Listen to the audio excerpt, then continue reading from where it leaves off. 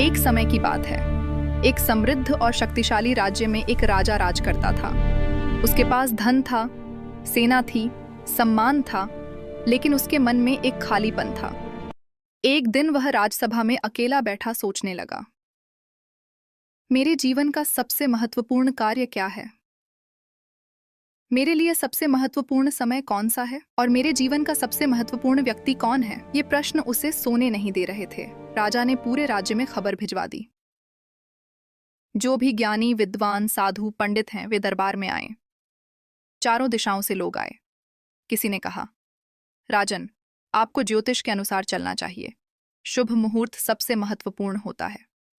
किसी ने कहा, प्रतिदिन हवन और यज्ञ करें, वही सबसे बड़ा कार्य है।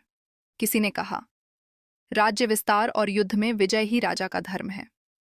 सब अपनी अपनी विद्या के अनुसार बोलते रहे, लेकिन राजा का मन किसी उत्तर से संतुष्ट नहीं हुआ। उसे लगा, ये सब बातें हैं, पर सत्य नहीं। तभी एक दिन राजा को किसी से पता चला कि राज्य से थोड़ा दूर, जंगल के पास, एक संत रहते हैं। कहा जाता था कि वे हर समस्या का समाधान करते हैं, लेकिन केवल गरीबों, मजबूरों और भोले लोगों का। अमीरों और राजाओं की वे परवाह नहीं करते। राजा के मन में द्वंद्व हुआ, मैं तो राजा हूं, मेरी समस्या का समाधान कैसे होगा? फिर भी भीतर की बेचैनी उसे चैन नहीं लेने दे रही थी। एक दिन राजा ने सेना को साथ लिया। संत की कुटिया से कुछ दूर सेना रोक दी। राजसी वस्त्र उतार दिए, आभूषण छोड़े और साधारण कपड़ों में एक आम आदमी बनकर संत के पास पहुंचा। संत अपनी कुटिया के पास लगे पेड़ पौधों की गुड़ाई कर रहे थे। मिट्टी से सने हाथ, पसीने से भीगा शरीर, लेकिन चेहरे पर अद्भुत शांति।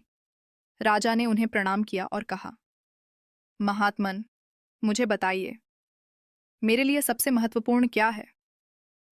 संत ने उसकी ओर देखा और कुछ नहीं बोले। राजा को लगा, शायद संत थक गए हैं। राजा बोला, मैं आपकी सहायता कर देता हूं। संत ने बिना कुछ कहे हल्का सा सिर हिलाकर अनुमति दे दी। राजा मिट्टी खोदने लगा, पानी भरने लगा। हाथों में छाले पड़ गए, शरीर थक गया। जिस राजा ने कभी अपने लिए पानी तक नहीं उठाया था, वह आज एक साधारण मजदूर की तरह काम कर रहा था। थकान से चूर होकर वह वहीं जमीन पर सो गया। जब उसकी आंख खुली तो सूरज ढल चुका था, शाम हो गई थी। संत ने कहा, रात यहीं रुक जाओ। राजा ने पहली बार बिना किसी शाही बिस्तर के धरती को ही बिस्तर बनाया। अगली सुबह अचानक एक घायल आदमी कुटिया पर आया।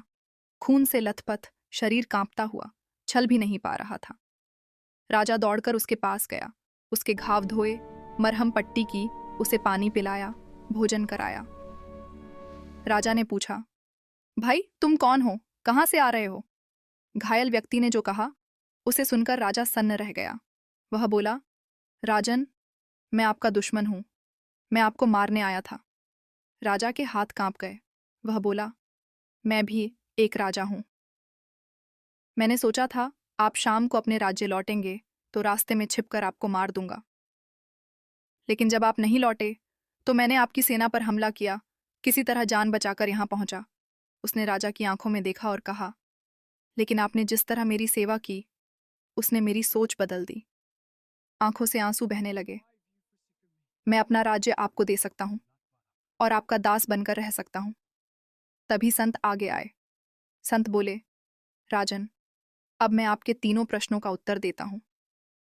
सबसे महत्वपूर्ण समय वह था जब तुमने अपने अहंकार को छोड़ा और शाम को यहां रुकने का निर्णय लिया। सबसे महत्वपूर्ण कार्य वह था इस घायल मुसाफिर की सेवा करना, और सबसे महत्वपूर्ण व्यक्ति यही मुसाफिर था जो उस क्षण तुम्हारे सामने था। संत बोले, तुमने वर्तमान में जीवन जिया, राजा बनकर नहीं, एक मनुष्य बनकर मेरी आज्ञा मानी और जो सामने था उसकी पूरी निष्ठा से सेवा की। उसे समझ आ गया, जीवन में सबसे महत्वपूर्ण वही है जो इस क्षण तुम्हारे सामने है। उस दिन राजा को उत्तर मिला था।